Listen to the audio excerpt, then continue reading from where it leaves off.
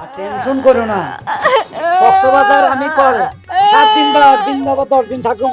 তোমার কান্দাকাটি দেখে তো আমার ভালো লাগতেছে না। 8টা দিন তুমি চিন্তা করতে আসো, এই 8টা দিন মুই কি পেলে থাকবো? আরে এভাবে কানলে আমি কিভাবে যাব? অফিস থেকে 2 সপ্তাহ ছুটি দিছে, 7-8 দিন কক্সবাজার যাবো। তোমার এত বুঝাই কইলাম তুমি আমার সাথে চলো, না তুমি যাইবে না, তুমি ঘর দুয়ার তুলে যাবে না। তা আমি যাইতেছি, তাইলে আমারে বিদায় দাও, কান্দো কেন? 7-8 দিন মুই তোমারে ছাড়া কি পেলে থাকবো? যে সময় ঘুমাইতে যাবো ওই সময় তোমার কথা সেট করে মনে পড়বে, তোমারে লইয়া বুকের মাঝে জড়াইয়া আর ঘুমাইতে পারবো না, কোল বালিশ লইয়া ঘুমার লাগবে। আরে ঠিক আছে, সেট করে মনে পড়লে কোল বালিশ লয়ে ঘুমাইও। আমার কথা হলো আমি তোমার তো বলতেছি চলো সেট করে কক্সবাজার যাই। তুমি কোনটা বুঝি ঘরে থাকতেছ আমি তো বুঝলাম না। আমি আমারে বিদায় দাও, তুমি যাইবে না, চলো আমার সাথে কক্সবাজার চলো।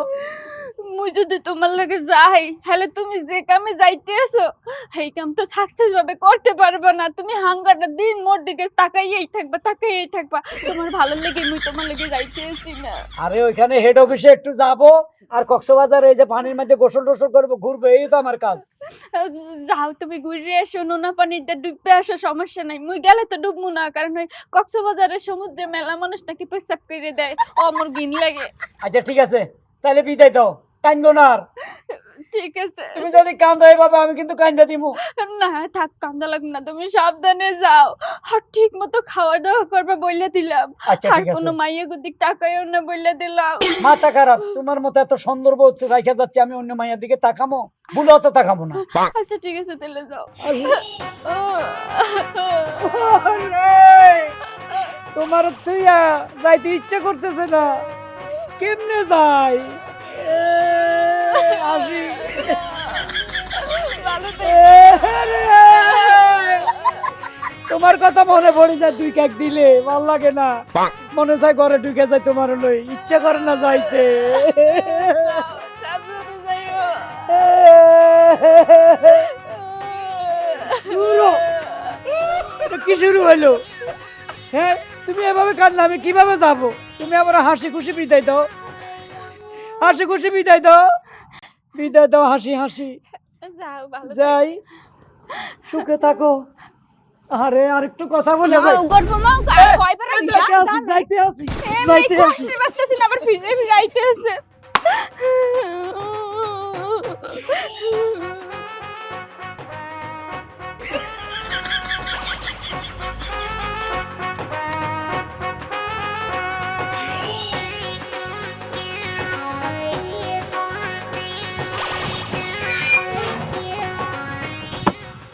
কেমন আছো?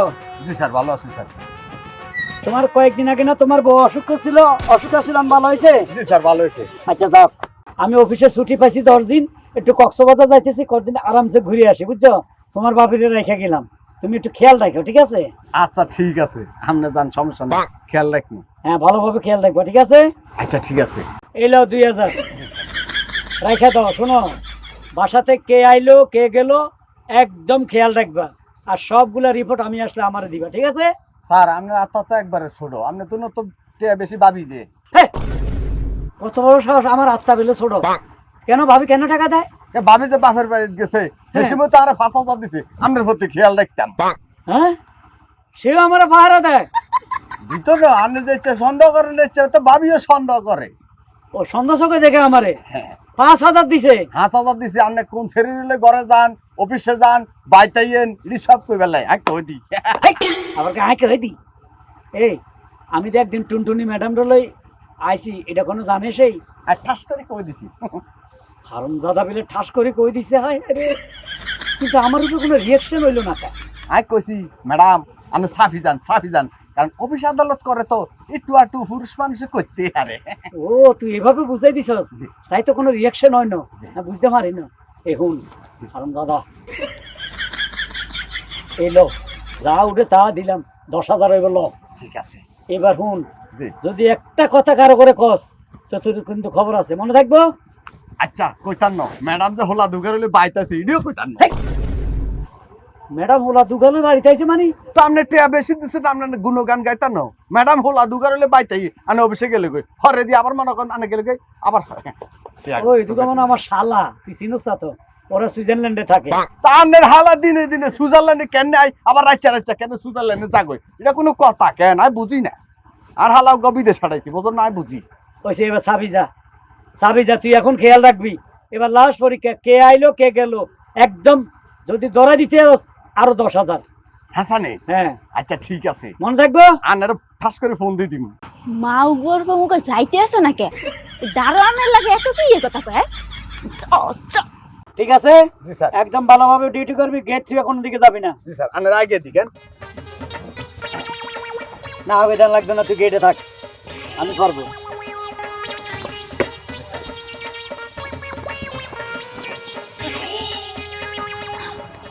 ওই যাইতেছে কেসে ও সোনা বন্দে আমারে হাগল বানাইলো হাগল বানাই আরে যেন দারওয়ান বানাইলো সোনা বন্দে ও সোনা বন্দে আমারে হাগল ওই দারোয়ানের বাচ্চা কই কিলে খুল কি আছে ম্যাডাম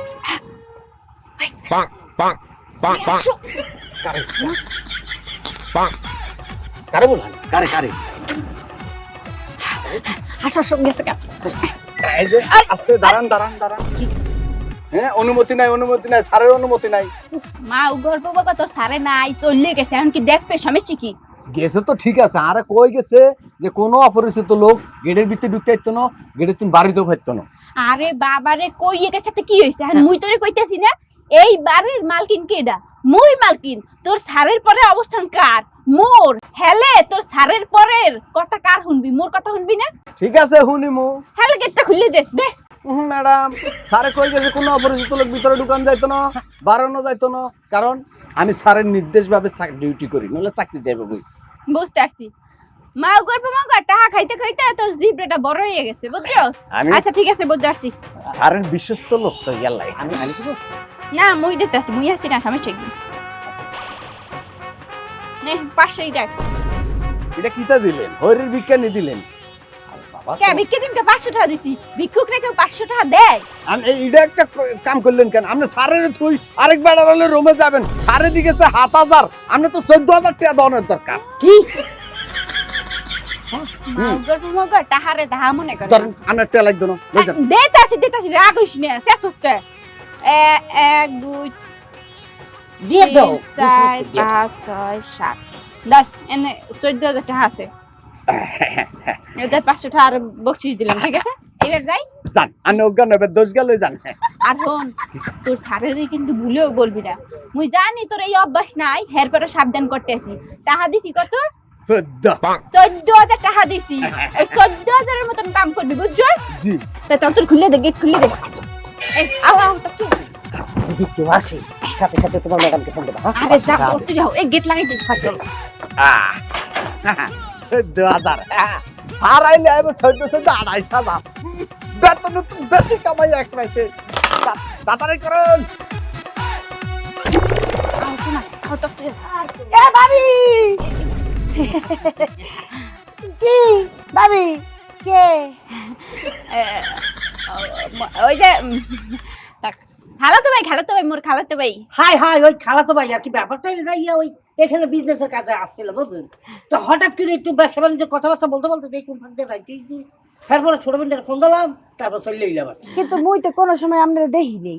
এই আয় নাই তো আসলে কি এত বিজনেসম্যান ও ব্যস্ত মেলা বিজনেস করে ব্যস্ত মানুষ আর সময় পাই না কত করে কই দাদু আয় আয় একটু দেখে যা কোন জায়গায় বিয়ে হইছে মোড়ে আইতে চায় না এখন একটু সময় হইছে এই লিগাইছে যাক, ভালো সময় বলতে বিপদে পড়ে আইছে ভালো হয়েছে আসছে যখন গড্ডা চিন্তা গেল চলে যান এক কাম করেন আমার ভাই তো নাই এখন গড় চিন্তা গেলেন হনেন কি বিয়াই আসবেন না কেন আপনার খেলা তো বোন আসবেন না তো এখন যেহেতু বেশি রাইতে গেছে ব্যস্ত মানুষ এক কাম করেন ওই মোর ভাইও নাই রান্না বান্না করে ভালো মন্দ যেমন ওর ভাবি আপনারা খাওয়াইবে হ্যাঁ সুযোগও তো নাই এক কাম করেন এই আজকে ওলা দেখছো কি জমে রাইতে যাইতেছে না চলে যান গাড়ি পাবেন না নে। পরে আমার ভাই এলে আইবে না নে। আফা হ্যাঁ।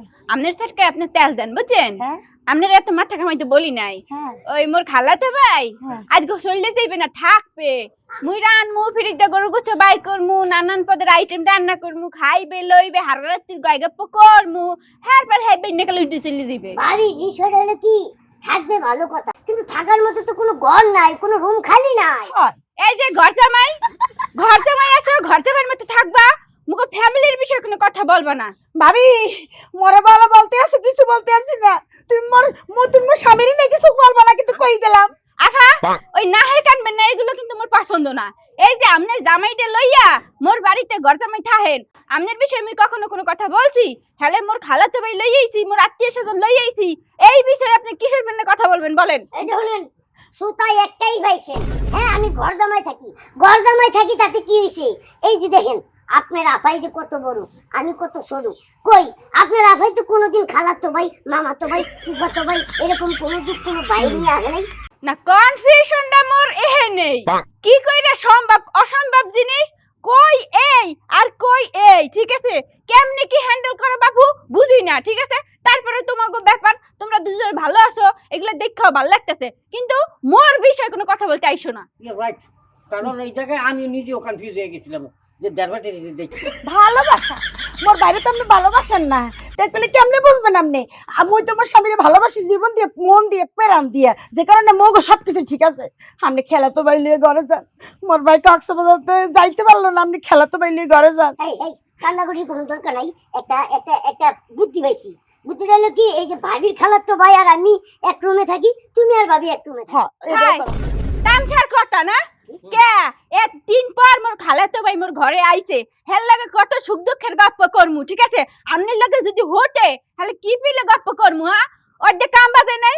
আমনের দুই স্বামী স্ত্রী যে ঘরে থাকতেন ওই ঘরেই থাকবেন মোর খালাতো ভাই আমি ঘরে যাইতাছি হারা রাত গপ্প করমু আর কিছুই করমু না আর হেসারা হনেন মোর স্বামীর আমানত মুই মোটেও কোনোদিন খেয়ানত করমু না ঠিক আছে মোর স্বামী মোরে ভরসা করে মোরে সম্মান করে শ্রদ্ধা করে সেই যে যাওয়ার সময় কি পিলে কানতে কানতে চলে গেল চোখ দিয়ে ঝরঝর করে পানি পড়ছে হ্যাঁ চোখের পানি বিফলে যাইতে তো মুই দিমু না ঠিক আছে হনেন ঘর জামাই মতো আসো চোখ দিয়ে শুধু সবকিছু দেখবা বাট মুখ দিয়ে কোনো আওয়াজ হইবে না ঠিক আছে এই যে হলেন ভাবি এমনিতেই মনে করেন যে আমি ঘর জামাই থাকি ভাইজিকে আয়া জিজ্ঞাসা করে যে তোমারে ঘর জামাই রাখছি ভালো কথা হ্যাঁ তারপরেও কেন গিয়ে হ্যাঁ তার খাওয়ার তো ভাই নিয়ে ঘরে গেল আমি বাইরে একটা ফোন দিই তারপরে দিয়েছি ওরে বাবারে বাবা ফোনের বাড়াই এসে না ফোনটা আজকে রাত্রির মধ্যেই থাক আও খালাতে ভাই আহো এই যে এই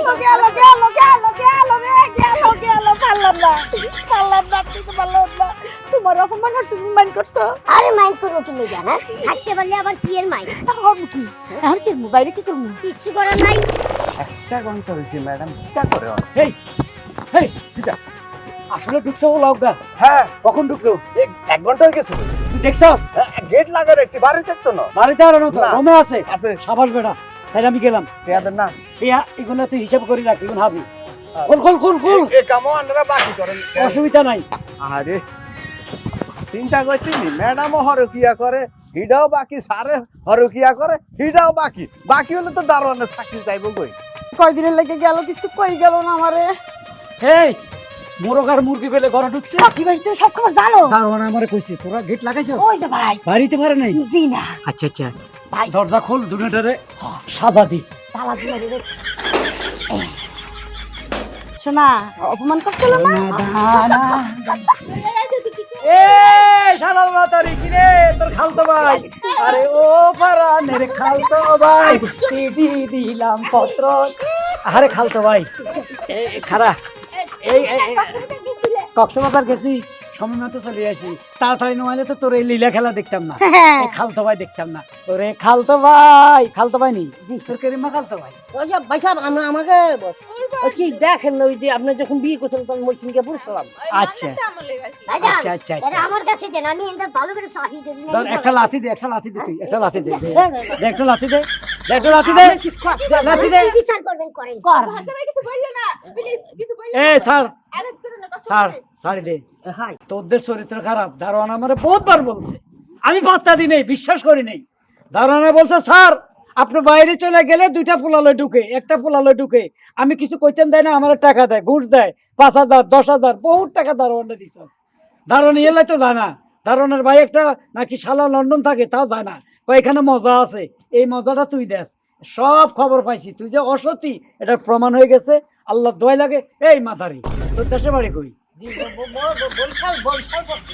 বরিশাল। জি। কেন এটা জোগাড় করলি? এটা নাম্বার হালি কোনাই? না না নাম্বার হইলে কি আমার পাড়া প্রতিবেশী বলছেন, ওইখান থেকে আমাদের কি উত্থান আর কি। বিয়ের আগেও কি পরকিয়া চলছিল? আর দুইবার পাঁচটা থেকে কি দুইবার ফাটফাতে গেছস? এই শালার মাতারি কিয়া হু হু কি? এই বলতেছিলাম হনো ওই মোগো দুইজনের মধ্যে একটা ভুল বোঝাবুঝি সৃষ্টি হইতে আছে, ঠিক আছে? মুই বলতে আসছি এখানে তৃতীয় পার্টি ঢুকে গেছে, ঠিক আছে? তোমার কান ভাঙাইছে, এই জন্যই মানে বলে ওই বোন যদি আইয়া ঘরের মধ্যে ঘাড়ের উপরে বসে থাকে তাহলে কোনো ভাইয়ের সংসার টেকে না। ভাই মোর দিকে কি করে চাইছি বলছে। এই আমার বোন কত ভালো মানুষ আমি জানি, আমার বোনের জামাই অনেক ভদ্র। ভাইজান জানেন আমি আপনার কথা চিন্তা কইরা এই লোকেরে আর ভাবিরে কইছি যে না এটা কোনোদিনই সম্ভব না, এই লোক নিয়ে আপনি ঘরে যাইতে পারবেন না, আমাদের কোনো কথাই শোনে নাই। এখন শুনবে, এখন শুনবে। শোনো একটা কথা বলি, মাপ চাই তোমার কাছে, তুমি আমার সাথে সংসার করার দরকার নাই, আমি তোমার তালাক দিয়ে দেবো। মাশাআল্লাহ। তুমি এরে লয়ে সুখে থাকবে বুঝছি, যেহেতু তোমার প্রেমিক, তার ছাড়া তুমি বাঁচবে না, তুমি তারে নিয়ে বাইরে যাও। যে বলতেছিলাম শেষবারের মতো একটু সুযোগ কি দেওয়া যায় না? এই অশিক্ষিত বলে সংসার করা যায়, কিন্তু চরিত্রহীনা মেয়ে নিয়ে সংসার করা যায় না। নাগর নিয়ে বাইরে যা, আমি তালাকনামা ভাড়া দিব। যা যা যা, তালাকনামা ভাড়া দিব। যা যা, আল্লাহ আল্লাহ। এই দেখলো করো চল। ভাই চলো চলো, মন খারাপ করো না ভাই, ভালো হয়েছে, যা আল্লাহ করে ভালো লেগে করে। শয়তান মা।